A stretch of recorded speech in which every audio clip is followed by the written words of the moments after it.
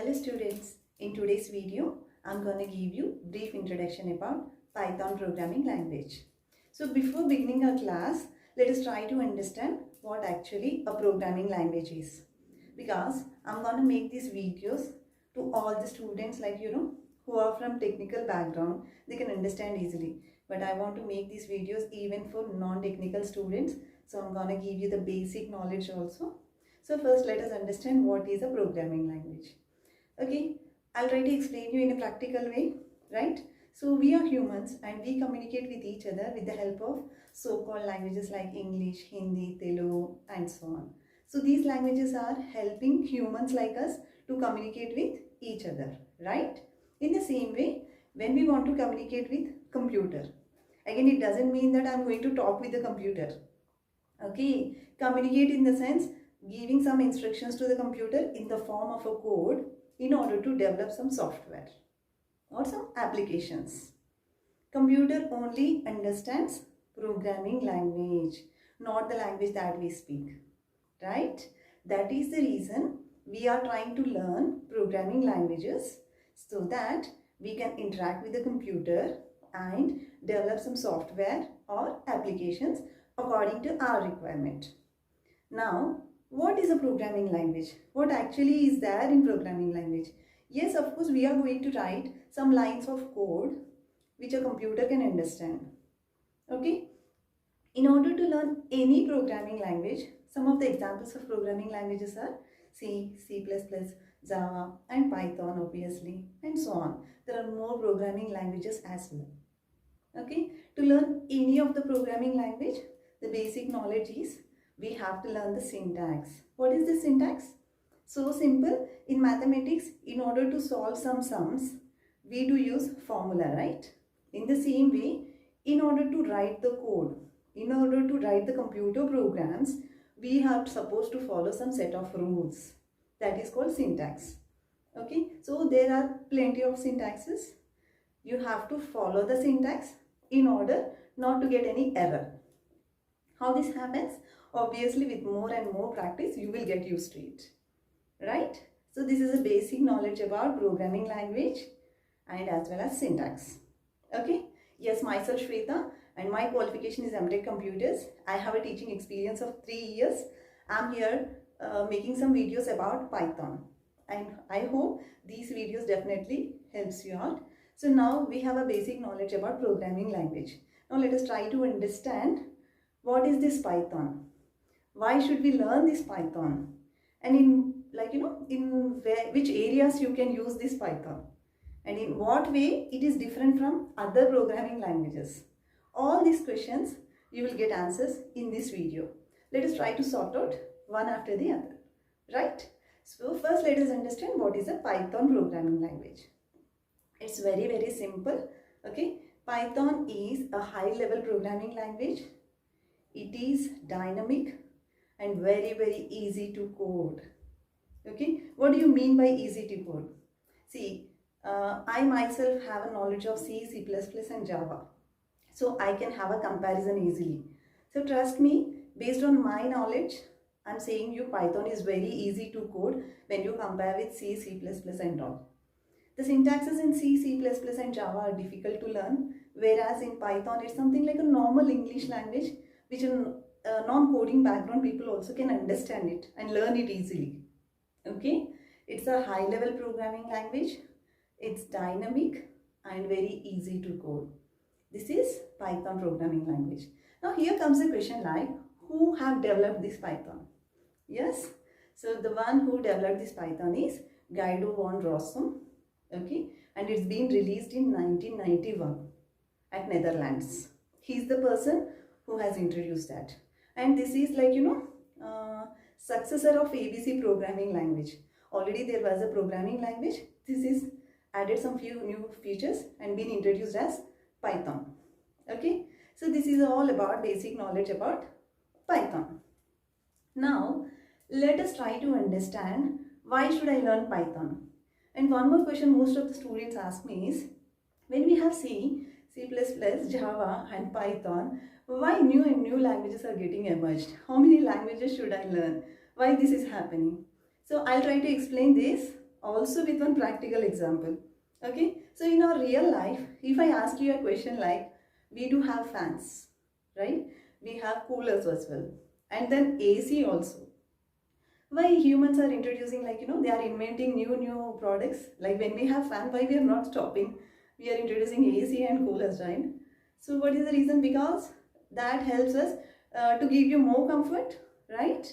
In the same way, when I'm writing some programs, I'm facing some issues, okay, some difficulties kind of thing that we are trying to avoid in the coming new languages. It's like updations, or you can say new features are being added, which makes our work in programming very easy to develop our software in a more effective way.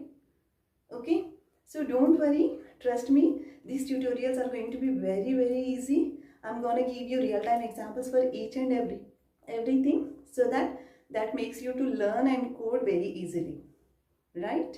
Okay, yes, now programming, like, let us try to understand few advantages of Python, why most of them are preferring Python and where it's being used.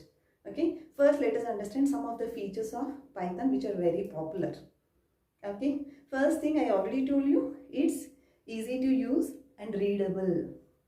Okay, some of the syntaxes in other languages, if a new person reads it, he will be not able to understand. Whereas Python, it's very easy to understand and it's readable. This is the first feature. And the next one is, all the code is interpreted. The one who are from computer background, they will understand what is this interpreter and compiler.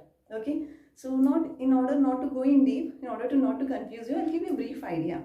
What is this interpreter is?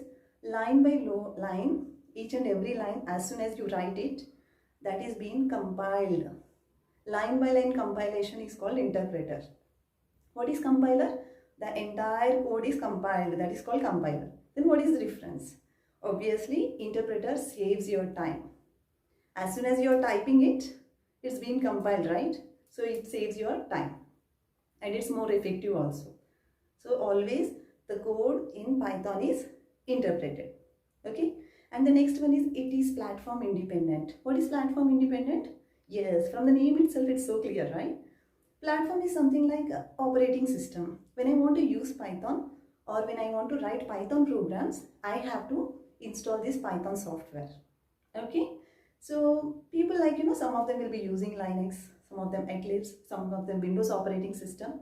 Like everyone use different operating systems according to their comfort, or which one is easy for them to use.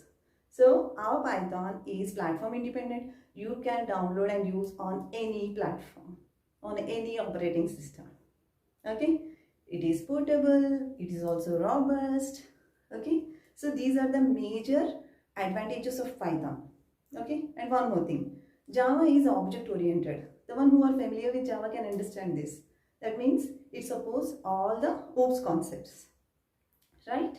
Coming to Python, Python is both object oriented and procedural. It supports both of them. Okay, and Python is really very good in exception handling. What is exception handling? It handles the exceptions easily. Exceptions in the sense, errors. Okay, and some of the other features are something like, it is an open source and free to use. What is meant by open source? Yes, in web, like in Google also, you can easily find it software and you can download it and use. Okay, which is free of cost, right? So that is called open source. And one more most important thing is, it has very rich libraries. What is these libraries? In coming classes, you will understand more better way. These are already coded packages kind of thing, which you can use in the programs according to your requirement. Okay, so it has a very rich library, in the sense there are some thousands, lakhs of libraries which are open to use. Anyone can use them. So it is very rich in high libraries. Alright, so these are all some of the things which are related to Python, or you can say these are like features of Python.